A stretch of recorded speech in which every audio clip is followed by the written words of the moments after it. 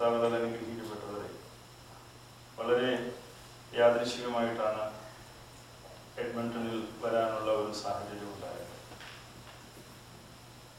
ശരിക്കും ഞാൻ ഈ ദിവസങ്ങളിൽ കോതമംഗലം ചെറിയ പള്ളിയിലെ എൽദോമാർ ബാസിലിയോസ് ബാവായുടെ പെരുന്നാളിൽ സംബന്ധിക്കേണ്ടതാണ്. മാത്രവുമല്ല, കോതമംഗലം മേഖലയുടെ മെത്രാപ്പോലിത്ത എന്നുള്ള നിലയിൽ ശ്രേഷ്ഠ കാതോലിക്ക ബാവായെ സഹായിക്കുന്ന ഒരു ചുമതലയും എനിക്കുണ്ട് എന്നുള്ളതുകൊണ്ട് അവിടെ നിന്ന് വിട്ടു നിൽക്കുക എന്നുള്ളത് അത്ര സുഖകരമായ ഒരു കാര്യമല്ല. എന്നാൽ ശ്രേഷ്ഠ ബാവായുമായി ടെലിഫോണിൽ ബന്ധപ്പെട്ടപ്പോൾ എഡ്മണ്ടണിലെയും കാൽഗറിയിലെയും ആളുകളെ പരിഗണിച്ചും പുതിയതായി തുടങ്ങിയ കോൺഗ്രിഗേഷൻസ് എന്നുള്ള നിലയിൽ എന്നോട് ഇവിടെ വരുവാനും നിങ്ങളോടൊപ്പം ആയിരിക്കാനും ശ്രേഷ്ഠ ബാവ തിരുമേനി കൽപ്പിച്ച് അനുവദിച്ചതിൻ്റെ പശ്ചാത്തലത്തിലും കൂടിയാണ് 28-ാം തീയതി നാട്ടിലേക്ക് തിരിച്ചു പോകാനുള്ള എൻ്റെ പ്രോഗ്രാംസൊക്കെ മാറ്റിവെച്ചത്. എന്നാൽ അതിൻ്റെ എല്ലാം പിന്നിലുള്ള പ്രേരണയും ശക്തിയും ഒക്കെ ബഹുമാനപ്പെട്ട പ്രിൻസച്ചൻ്റെതാണ് എന്നുള്ളത് ഞാൻ പ്രത്യേകം പറയേണ്ട ആവശ്യമില്ല. ഇതുപോലെ തന്നെ മറ്റൊരവസരത്തിൽ ഞാൻ കാനഡയിൽ വന്നപ്പോഴാണ് അച്ഛൻ ടൊറൻഡോയിൽ തുടങ്ങിയ പുതിയ പള്ളിയിൽ ആദ്യമായി ചെന്ന് അവിടെ ആരാധന അർപ്പിക്കുവാൻ സാധിച്ചത്. നമ്മുടെ എഡ്മണ്ടണിലെ ഈ ഇടവക തുടങ്ങിയിട്ട് അധികം നാളുകളൊന്നും ആയിട്ടില്ല എങ്കിൽ കൂടി ഒരു മെത്രാപ്പോലിത്തായുടെ പ്രസൻസ് ഇവിടെ ഈ ഇടവക എന്നുള്ള നിലയിൽ ഉണ്ടാകുന്നത് ആദ്യമായിട്ടാണ്. ഈ ഭദ്രാസനത്തിൻ്റെ ചുമതലയുള്ള അഭ്യുന്ന പിതാവായ എൽദോസ് മാർ തീത്തോസ് തിരുമേനി ഏതാനും നാളുകൾക്ക് മുമ്പ് ഇവിടെ വരികയും ഇവിടെയുള്ള സുറിയാനി സഭയിലെ പരിശുദ്ധ സിംഹാസനത്തിന് കീഴിലുള്ള ദൈവമക്കളുമായി ഒരുമിച്ച് ചേരുകയും പ്രാർത്ഥനാ യോഗങ്ങൾ ഒക്കെ കൂടുകയും അദ്ദേഹത്തിൻ്റെ കൽപ്പനയനുസരിച്ചും നിർദ്ദേശപ്രകാരവും ഒക്കെയാണ് പുതിയ ഇടവക ഇവിടെ തുടങ്ങാൻ സാധിച്ചത്. അങ്ങനെ ഒരു മഹത്തായ സംരംഭം തുടങ്ങാൻ നിങ്ങൾ തീരുമാനിച്ചപ്പോൾ അതിന് നേതൃത്വം കൊടുക്കുവാൻ ബഹുമാനപ്പെട്ട പ്രിൻസച്ചനെ കിട്ടി എന്നുള്ളത് നിങ്ങളുടെ ഭാഗ്യമായി ഞാൻ കരുതുന്നു.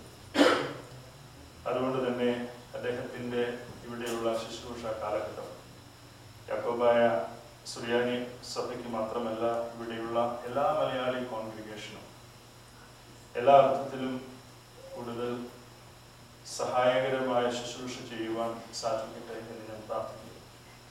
ഒരു ഓർഡൈൻഡ് മിനിസ്റ്റർ എന്നുള്ളതിൽ കൂടുതലായി ആളുകളിലേക്ക് കൂടുതൽ ഇറങ്ങിച്ചെല്ലുന്നതിനും അവിടെ യാക്കോബായക്കാരനെന്നോ ഓർത്തഡോക്സുകാരനെന്നോ മാർത്തോമാക്കാരനെന്നോ പെന്തക്കോസ്തുകാരനെന്നോ പ്രൊട്ടസ്റ്റന്റുകാരനെന്നോ ഒരു വ്യത്യാസമില്ലാതെ മനുഷ്യൻ അവൻ്റെ ആവശ്യം, അവൻ്റെ വേദന, അതിന് രൂപമോ ഭാവമോ കളറോ ഒന്നും അല്ലെങ്കിൽ വിഭാഗീയതയോ ഒന്നും ഒരു വിഷയമാകില്ല എന്ന് ഉറച്ചു വിശ്വസിക്കുന്ന ഒരു തുറന്ന മനസ്സുള്ള ഒരു ബഹുമാനപ്പെട്ട അച്ഛനാണ് പ്രിൻസ് അച്ഛൻ. അതുകൊണ്ട് തന്നെ അദ്ദേഹത്തിൻ്റെ ശുശ്രൂഷ നിങ്ങൾക്ക് അനുഗ്രഹകരമായിരിക്കട്ടെ എന്ന് ഞാൻ പ്രാർത്ഥിക്കുന്നു. എന്നെ സംബന്ധിച്ചിടത്തോളം വ്യക്തിപരമായി അച്ഛനുമായുള്ള ബന്ധം അച്ഛനോട് പറഞ്ഞു കാണുമെന്ന് ഞാൻ വിശ്വസിക്കുന്നു. കൊച്ചി ഭദ്രാസനക്കാരനാണ് ബഹുമാനപ്പെട്ട അച്ഛൻ. അദ്ദേഹത്തിനെ വൈദിക സ്ഥാനത്തേക്ക് ഉയർത്തുന്നതുമൊക്കെ ബലഹീനനായ ഞാനാണ്. അതുകൊണ്ട് തന്നെ അദ്ദേഹത്തിൻ്റെ ആത്മീയ പിതാവ് എന്നുള്ള നിലയിൽ അദ്ദേഹത്തിൻ്റെ ശാരീരികമായ ബലഹീനതകളും കുറവുകളും എല്ലാം അവഗണിച്ച് അദ്ദേഹം കാനഡയിൽ നടത്തി വരുന്ന ശുശ്രൂഷ നിശ്ചയമായിട്ടും വളരെ അപ്രീഷ്യബിളാണ്.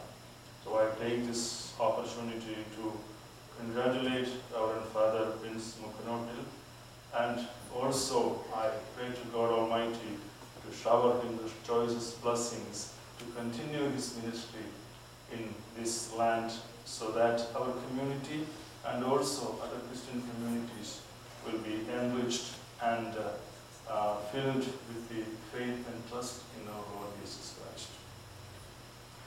അനുഗ്രഹിക്കപ്പെട്ടവരെ, പരിശുദ്ധനായ എൽദോമാർ ബാസിലിയോസ് ബാവായുടെ ഓർമ്മ പെരുന്നാളാണ് ഇന്ന്. ഒരു ഇടവക ആയി രൂപപ്പെട്ടതിന് ശേഷമുള്ള ആദ്യത്തെ പെരുന്നാൾ. നമ്മെ സംബന്ധിച്ചിടത്തോളം ഒക്കെ പെരുന്നാൾ എന്നൊക്കെ പറഞ്ഞാൽ അത് നമ്മുടെ ജീവിതത്തിലെ വലിയ അനുഗ്രഹകരമായ സുന്ദരമായ ചില സന്ദർഭങ്ങളിൽ ഒന്നാണ്. നിങ്ങൾക്കറിയാം, കോതമംഗലം മേഖല ഈ ദിവസങ്ങളിൽ ഫെസ്റ്റിവൽ ഏരിയയായി പ്രഖ്യാപിക്കപ്പെട്ടിട്ടുണ്ട്. കേരളത്തിലെ അറിയപ്പെടുന്ന ഒരു തീർത്ഥാടന കേന്ദ്രമാണ് കോതമംഗലം ചെറിയ പള്ളി. സുറിയാനി സഭയുടെ എല്ലാ ശ്രേഷ്ഠതയും വിളിച്ചറിയിക്കുന്ന 2 ദൈവാലയങ്ങൾ അവിടെയുണ്ട്, ചെറിയ പള്ളി, വലിയ പള്ളി. 325 വർഷങ്ങൾക്ക് മുമ്പാണ് എൽദോമാർ ബാസേലിയോസ് ബാവ കോതമംഗലത്ത് വളരെ കഷ്ടപ്പാടും ത്യാഗവും സഹിച്ച് അദ്ദേഹം അവിടെ എഴുന്നള്ളി വരികയും. ചരിത്രം പരിശോധിക്കുമ്പോൾ കൂടുതൽ വ്യക്തതയൊന്നുമില്ല എങ്കിൽ കൂടിയും അദ്ദേഹത്തോടൊപ്പം ഉണ്ടായിരുന്ന എല്ലാവർക്കും കോതമംഗലത്ത് എത്തിപ്പെടുവാനായിട്ട് സാധിച്ചില്ല. യാത്രയിൽ വന്യമൃഗങ്ങളുടെയും എല്ലാം ക്രൂരമായ ആക്രമണത്തിന് വിധേയപ്പെടേണ്ടി വന്നു. അതുപോലെയുള്ള കൊള്ളക്കാരുടെയും കാട്ടുജാതിക്കാരുടെയും എല്ലാം ആക്രമണത്തിനുമെല്ലാം ഇരയായി എന്ന് ഒക്കെ ചരിത്രം പരിശോധിക്കുമ്പോൾ നമുക്ക് മനസ്സിലാക്കുവാനായിട്ട് സാധിക്കും. സുറിയാനി സഭയുടെ പാരമ്പര്യവും ചരിത്രവും പരിശോധിക്കുമ്പോൾ നിശ്ചയമായിട്ടും സിറിയൻ കുടിയേറ്റത്തോടു കൂടിയാണ് അന്ത്യോക്യ സിംഹാസനവുമായിട്ടുള്ള ബന്ധം യഥാർത്ഥത്തിൽ കേരളത്തിലെ സഭയ്ക്ക് ഉണ്ടാകുന്നത്. അതിനാർക്കും കോൺട്രഡിക്റ്റ് ചെയ്യാൻ സാധിക്കുമെന്ന് തോന്നുന്നില്ല. എന്നാൽ 4-ാം നൂറ്റാണ്ട് മുതൽക്കുള്ള സിറിയൻ കുടിയേറ്റത്തോടു കൂടി പരിശുദ്ധ സഭയുടെ ആരാധനയും അതിൻ്റെ പാരമ്പര്യങ്ങളും അതിൻ്റെ ആചാരങ്ങളും അനുഷ്ഠാനങ്ങളും എല്ലാം സുറിയാനി സഭയുടെ അന്ത്യോക്യൻ ട്രഡീഷനുമായി ബന്ധപ്പെട്ടാണ് പോകുന്നത്. എന്നാൽ ഈ ചരിത്രപരമായിട്ടുള്ള കാര്യങ്ങൾ പരിശോധിക്കുമ്പോൾ ധാരാളം മാറ്റങ്ങൾക്കും ഒക്കെ വിധേയപ്പെടേണ്ടി വന്നിട്ടുണ്ട് സുറിയാനി സഭയ്ക്ക്.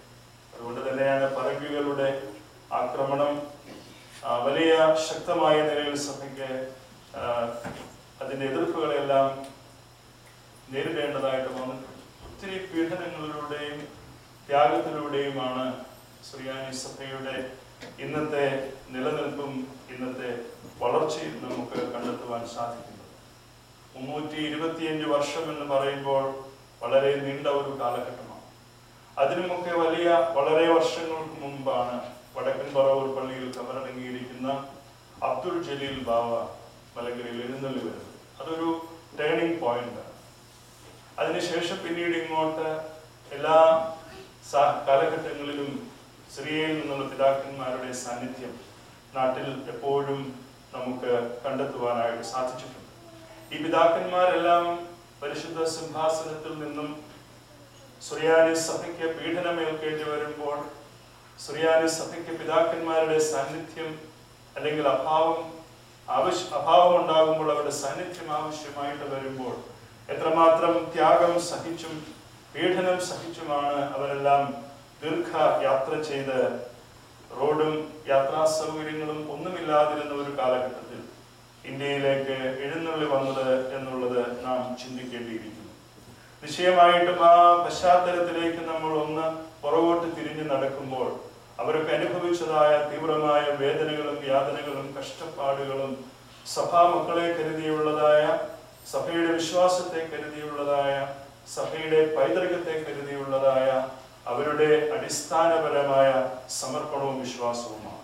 എന്നെ അനുഗമിക്കുവാൻ മനസ്സുള്ളവൻ തന്നെ ഉപേക്ഷിച്ചിട്ട് തൻ്റെ കുരിശുമെടുത്ത് എൻ്റെ പിന്നാലെ വരണമെന്ന് യഥാർത്ഥ ശിഷ്യത്വത്തെ കുറിച്ച് ക്രിസ്തു പറയുന്നു. അപ്പോസ്തലന്മാരുടെ ആദിമ സഭയിലൂടെയുള്ള അവരുടെ യാത്ര പരിശോധിച്ചാൽ യേശു ക്രിസ്തുവിന്റെ പുനരുത്ഥാനത്തിന്റെ സന്തോഷം ആദിമ ക്രൈസ്തവ സഭയുമായി പങ്കുവയ്ക്കുന്ന അപ്പോസ്തലന്മാരുടെ നിരന്തരമായ ഒരു പ്രാർത്ഥനയുണ്ടായിരുന്നു. അത് മറ്റൊന്നുമായിരുന്നല്ല, യേശുക്രിസ്തുവിന്റെ പുനരുത്ഥാനമായിരുന്ന പുതിയ നിയമസഭയുടെ പ്രസംഗങ്ങളുടെ പഠിപ്പിക്കലുകളുടെ അടിസ്ഥാനമെങ്കിൽ യേശുക്രിസ്തുവിന്റെ കുരിശുമരണം അനുഭവിപ്പാനും കഷ്ടതകൾ സ്വീകരിപ്പാനും ഉള്ള പ്രാർത്ഥന, നിരന്തരമായ പ്രാർത്ഥന നടത്തിക്കൊണ്ടിരുന്ന ഒരു അപ്പോസ്തല സമൂഹമുണ്ട്. അവരുടെ എല്ലാം മരണവും അന്ത്യവും എല്ലാം തന്നെ വളരെ സാഹസികമായ, വളരെ നിഷ്ഠൂരമായ പീഡനങ്ങൾക്കുമെല്ലാം വിധേയപ്പെട്ട് യേശു ക്രിസ്തുവിന് വേണ്ടി സ്വന്തം ജീവൻ പോലും മറുവിലയായി കൊടുക്കേണ്ടി വന്നിട്ടുള്ളവരാണ്. അങ്ങനെയുള്ള ഒരു അപ്പോസ്തലന്റെ നാമധേയത്തിലാണ് ഈ പരിശുദ്ധ ദൈവാലയം സ്ഥാപിതമായിരിക്കുന്നത്. പ്രിൻസത്തിന് അതേക്കുറിച്ചുള്ള റിസർച്ച് ഒക്കെ നടത്തിയിട്ടുണ്ട്. എരുവുകാരനായ ശീമോന്റെ, പരിശുദ്ധനായ ശീമോന്റെ പേരിലാണ് ഈ ദേവാലയം ഇവിടെ സ്ഥാപിതമായിരിക്കുന്നത്. യേശുക്രിസ്തുവിന്റെ വരവ് ഐഹികമായ ലോകത്തിലെ സകല തിന്മകളെയും ഉച്ചാടനം ചെയ്ത് ദൈവരാജ്യ സമമായ ഒരു രാജ്യം ഇവിടെ സ്ഥാപിക്കുമെന്നും അദ്ദേഹത്തെ, ആ രാജാവിനെയും രാജ്യത്വത്തെയും ആർക്കും തന്നെ തോൽപ്പിക്കുവാൻ സാധിക്കുകയില്ല എന്നും തീവ്രമായി വിശ്വസിച്ചിരുന്ന ഒരു പരിശുദ്ധനായിരുന്നു പരിശുദ്ധനായ ശമൂൻ ശ്ലീഹ. അദ്ദേഹത്തിന്റെ നാമധേയത്തിലാണ് ഈ പരിശുദ്ധ ദേവാലയം സ്ഥാപിതമായിരിക്കുന്നത്. പീഡനങ്ങൾ ഏൽക്കേണ്ടി വരുമ്പോൾ യേശുക്രിസ്തുവിനോടുള്ളതായ സ്നേഹത്തെ പ്രതി എല്ലാം സന്തോഷത്തോടുകൂടി സ്വീകരിക്കുന്ന ഒരു അപ്പോസ്തല സമൂഹത്തെ നമുക്ക് കാണാനായിട്ട് സാധിക്കുന്നുണ്ട്.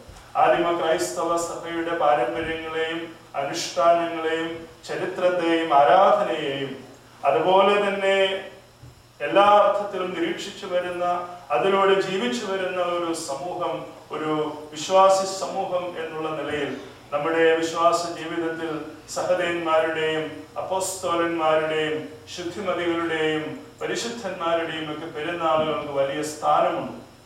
അത് ചില്ലറ ആചാരങ്ങളിലും അനുഷ്ഠാനങ്ങളിലൂടെയും മാത്രം അനുവർത്തിക്കപ്പെടേണ്ടുന്ന ഒന്നല്ല. അത് ആത്യന്തികമായി നമ്മുടെ ജീവിതത്തെ സ്പർശിക്കുന്ന ഒന്നാണ് എന്നുള്ളതാണ് ഇതിൽ നിന്ന് മനസ്സിലാക്കേണ്ടുന്നത്.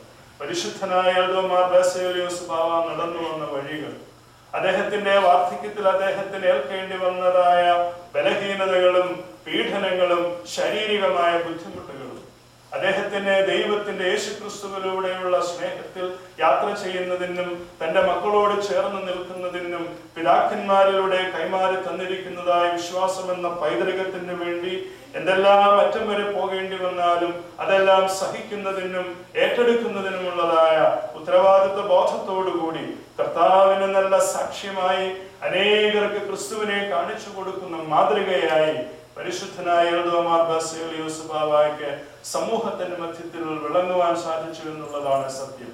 ഇന്നും മതേതരത്വത്തിന്റെ ഒരു പുണ്യഭൂമിയായി കോതമംഗലം ചെറിയ പള്ളി അറിയപ്പെടുന്നു.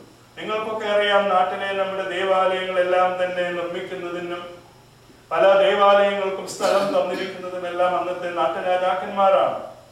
ഹൈന്ദവ സമുദായ അംഗങ്ങൾ, അന്നത്തെ നാട്ടുപ്രമാണിമാർ, നാട്ടുരാജാക്കന്മാർ ഇവരെല്ലാവരും തന്നെ ക്രൈസ്തവ സഭയ്ക്ക് തന്നുകൊണ്ടിരുന്നതായ ആ വലിയ സ്ഥാനവും മഹിമയും എത്രമാത്രം ശ്രേഷ്ഠമായിരുന്നു എന്നുള്ളത് കേരളത്തിന്റെ പശ്ചാത്തലത്തിൽ ക്രൈസ്തവ സഭയ്ക്ക് വളരുവാനും പ്രോജ്വലിക്കുവാനും ഒക്കെ ഏറ്റവും കൂടുതൽ സഹായകരമായിരുന്നു എന്നുള്ളത് നാം തുറന്നു പറയേണ്ടിയിരിക്കുന്നു.